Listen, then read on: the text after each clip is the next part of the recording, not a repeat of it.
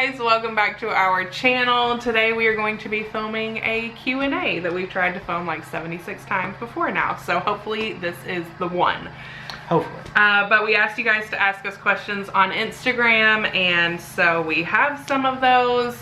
If you don't hear your questions specifically, there were a lot of questions and a lot of them were similar, and so we tried to like grab at least one that, you know, was like that question. Yes, so we have 11 of them. We condensed it down to 11. Yeah. For this Q&A, we may do another one in the future. Yeah. But for this one, we'll cover the 11, just about the pregnancy and there's a couple adoption questions questions and just life in general. So let's get started. The first question is, what are you most nervous about having two under two? So I said this in the last time when we were trying to film it. So I'm most nervous about how she is going to be able to handle two kids while I'm at work, because I now work in the office. It's a lot of work, but if we're together, like, I think we'll be fine.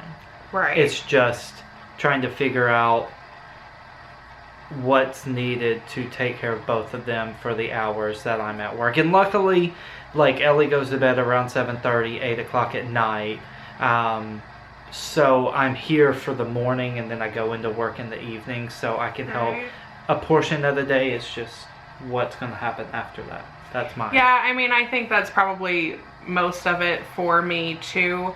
I know that when we're together, we work really, really well together. Derek is super hands-on. Like, if he is home, he is not the dad to go play on his phone somewhere or go sit down. Like, from the second he walks in the door until the second he walks back out the door to go back to work the next day or whenever, like, he's with me, he's with Ellie, he's hands-on and doing everything. So I never have to worry about like not having help when he's around. It's just that in order to pay bills, he has to go to work. And so yeah, I know that probably the first few weeks are going to be tough to get into kind of like a new normal, and then with like newborns, they're just not on a schedule and everything's kind of like whatever they need.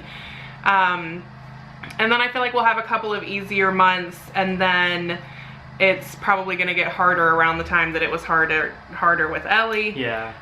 She just like, she has a lot of emotions right now, and she's learning how to communicate, but she can't quite talk yet, like in sentences or anything. And so there's a lot of just like screaming frustration, yeah, and getting upset. And so that, it's a lot. Like, it's a lot to deal with, even just having just her when I'm home by myself. So a lot of it's just working through specific stages that we know are going to be harder, because obviously we have one child. But I mean, also children can be different. And so I don't know, like, Ellie slept through the night from like 4 weeks on. So he may not do that. I don't know. So we'll work on getting him on a schedule. Yeah, it's just like a lot of it's the unknown, and just them both being little and having them close together, and her not being 4 or 5 years old where I can be like, hey, go have some quiet time in your room. Like, she's still gonna need me. Maybe not as much as he does, but close. So the next question we got was, do you have a name picked out? Yes, we do. I'm just kidding. I'm not going to tell you. We do have a name picked out.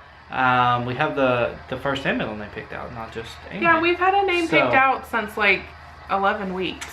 And it was not, I mean, I guess it was on our like name radar.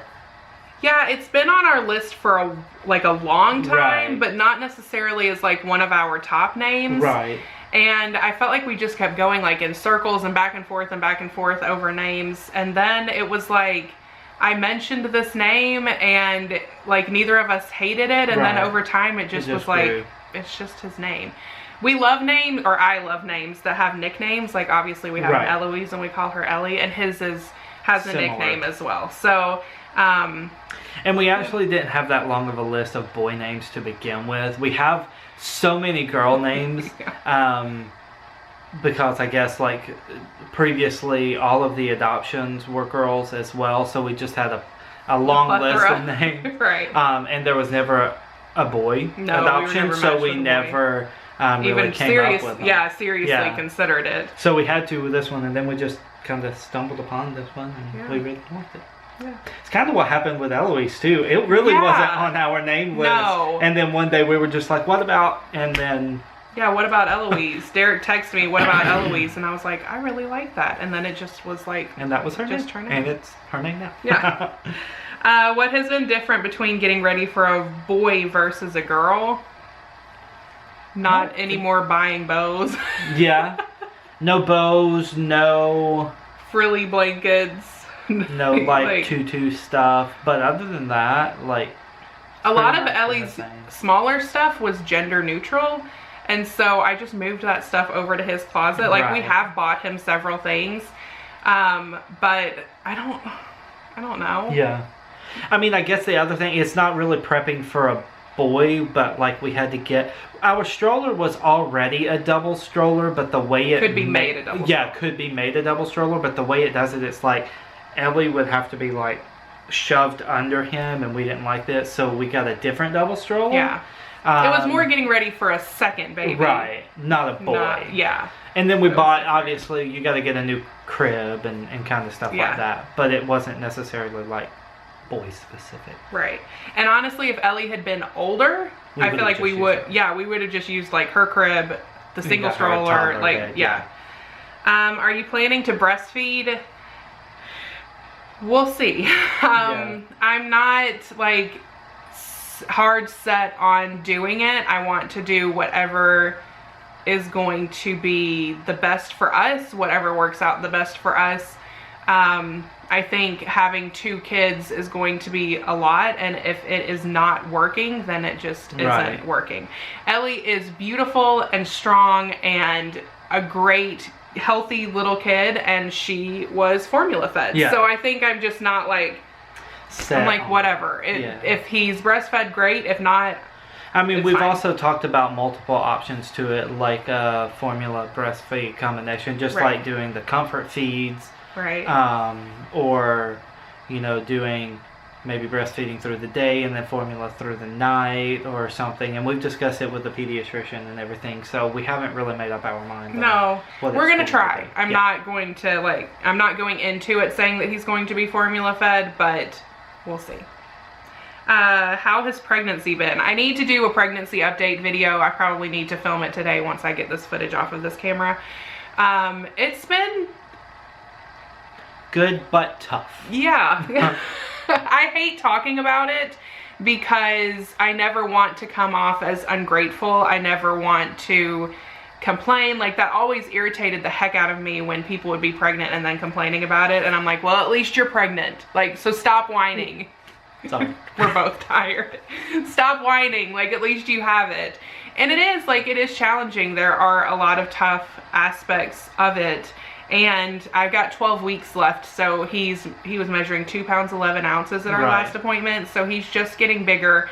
So, like, sleeping is uncomfortable, breathing is uncomfortable, wrangling Eloise is very uncomfortable. And I think the most uncomfortable part of it is, like, so Elizabeth is tall, and I'm not short. I'm 5'11", almost 6 foot. So, and you're 6'2", 6'3". So when we go to the doctor, they're like, he has really long legs. Yeah. And he'll just like stretch them out and like. Yeah, he likes to stretch like head down, feet as far up as they will go, and it kills me. So it really hurts so bad. It's good, but and I think anyone who's been pregnant will tell you, there's like multiple times where you're like, I am so uncomfortable. Yeah. But it just, the biggest thing for me is feeling guilty because I can't do everything with Ellie that I want to do. Like, I cannot get in the floor with her every day because it takes me 12 years to get out of it. And just like wanting to sleep and rest and not feeling like I can go with her as much as I used to.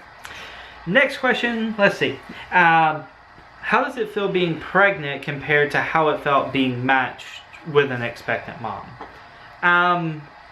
Well, I can say for mine, it's really not any different because I'm not carrying a baby. Right. And there is no difference in how we really look at it, or, in my opinion. Obviously, you can have a different opinion on it. But, like, we don't look at Ellie and we're like, oh, you're adopted. Like, she's just our daughter. And I don't think of it any differently with him or her. Right. I think, you know, to a lot of people, they would say, oh, well, it must be different because you know you're bringing this baby home, whereas when you're matched, like, you just hope that you are. You know, not adoptive parents, expectant parents can change their mind at any point in time, right, up until they sign. And so I can understand that. I think it's different when you deal with infertility and loss ahead of time, because even in this moment, I do not know for sure that we will bring him home. Right. Like, it's getting more probable as every day goes by, and at this point, like, I really do hope and believe that we will.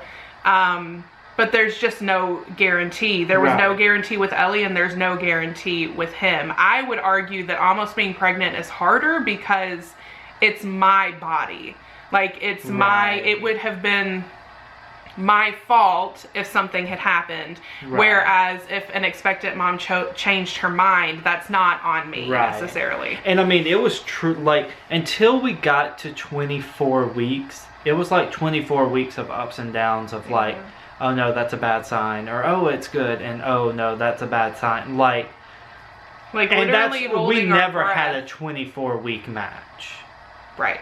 So, well, Ellie was 24 weeks. Ellie was 24 weeks. So it was almost the same, like, ups and downs of it. So to us, it really wasn't different. Now, if you've never experienced infertility or pregnancy loss or anything like that, it may be very different because you're just like, oh, I'm pregnant. I'm having a baby in 9 months. Like, but it was a different scenario. So yeah, I mean, it's definitely different in some ways, but then in other ways, I don't think one is better over the other. In some ways, like, adoption was a little bit easier in some situations because you're just getting ready for a baby. You're not going through being pregnant, but then there's also like getting to feel him move and watching him grow and stuff like that. Going to ultrasounds whenever we want to. Right. Like. Yeah, that kind of, and getting to pick whatever name we want. Nobody else gets any input in it. There are certain aspects that are not better. It's just different. Just different. So the next question, lot of people. I'll loop these together. So question A, part A was, are you planning to have more kids? And part B to it was, if so, through adoption or trying to get pregnant again. So I'll answer mine and then you can answer yours. I feel like 2 is good right now. That doesn't mean that I'm not open to more children in the future. Right. Because we always said, like, before we went through infertility, we always said we would have 4. Right. But now that I've had children, I had a kid, I'm like, man, being outnumbered by kids would not be fun. So my answer is definitely until they are like kind of we even differ on this part of it when we talk about like waiting until they're older. Derek's more on like what would you say age-wise? I'm just like off the top of your 6 head. or 7. Right. He's like 6 or 7. They can do things for themselves. Like you're like able to take care of yourself. Like obviously not completely. I'm gonna have to buy groceries and like make food and stuff, but you can feed yourself, and I'm not having to feed you and like so. Whereas I'm more on like, well, when he's 2, like, well, we can talk about it. So but then again, like, I don't even know for sure right now that I want to have a 3rd. Right. But we are, I think, both very much on the same page of like, we're not going to talk about it for a while. We want to enjoy these 2. Like, we never thought we would have them, much less both of them. And so we just want to enjoy them being little, enjoy them being babies. Right. And like, I always want to enjoy however many kids that we have. I never want to have them so close together that I'm drowning every single day and just trying to survive through the day. And I think another side of it is like, I've got my job and you're finishing your degree in the fall, so you're going to stay home with him for a while, but then you're also going to you want to go out and find it like a career. I don't want to stay at home forever. Enjoy. I love being at home with her. I would never wouldn't trade it for anything, but it is hard, and I would like to be able to work. Like, I'm passionate about what I am studying, and I want to pursue that career-wise. So, you know, that has a lot to do with it too, because anytime that we have another baby, like, I want to be able to have time at home with them. So I feel like we probably will end up having a third, but it's not going to be for some time. Right. But then again, like, who knows? Like, we may never be able to get pregnant again. We may decide to not ever adopt again. And so then it's just the decision that was made for us of, you know, I have a lot of fear of like, oh my gosh, what if I can never get pregnant again? So I feel like almost to like save myself, I have to think like I'm happy with 2. If we never have another child, I will forever be grateful for the 2 that we have. So what are your baby essentials was a question. Just like things that you feel like you need to have. So I know our top one is the same, so I'll talk about it and then I guess we can kind of split off from there. So the number one thing that we always recommend anyone is the Owlet baby monitor, where you put it on their foot and it tells you if they're moving or keeps track of their oxygen levels and their heart rate. Because I'm a super paranoid parent, that something is going to happen like SIDS, and that is a very quick monitor. Like if it doesn't pick up a heart rate or their oxygen goes below 80%, it sends an alert off and you can get it on your phone and the station, and it's like super loud. You're not sleeping through it. So like that is my absolute number one essential item for any parent. Yeah, we used it until she was like 11 months old, I think. And we used it every single night without fail. Like it went on vacation with us. It went everywhere. And yeah, I loved it. We would even leave it on her in the car for like long road trips because it does the satellite thing. Like you can't check it live on your phone, but it would have let us know if something was wrong. But yeah, I mean, I think, what is it, like $300? It's a little pricey. It's like $300 for the Smart Sock 2, which is the new version. We have the older version and we'll probably just continue to use it because it works fine. But like, it's a fantastic investment for peace of mind. Yeah. I think we even did like monthly payments on it. Yeah, I think you can do like whatever, what's I forget what they call it, like the Afterpay or something like that. But it was like $60 a month for 6 months or $50. And we love, like I recommend it to everybody. My other essential would be a sound machine that does not have a timer turn off. Auto shut off. Ellie still sleeps with her sound all machine night long. So that would be my second one, and my third one would be blackout curtains. All of ours have to do with sleep, because if I'm not sleeping, it's not going to be good for anyone. But I will say, like I said, she was sleeping through the night from 4 weeks. So yes, it could have just been that she's a great baby and she just sleeps really well, or it could be that we worked really hard to get her to sleep. What are your top 3? I mean, Owlet 100%. If I had to like not buy cute clothes and just buy from like Walmart, which nothing against Walmart, I buy Walmart clothes all the time, but I would 100% choose to buy that and not have other expensive things. Like I love using that. Swaddles were really big for her. Yeah, so that's another one. Sleeping. The swaddles that you can Velcro versus the one that you actually have to like learn how to fold and tuck, and that's crap. Like just buy the ones that Velcro. Seriously, like best investment ever. So obviously we're all about the sleeping. We can go the different path, and I know we've received questions before about like, what do you think you don't need? And I can tell you 2 of them.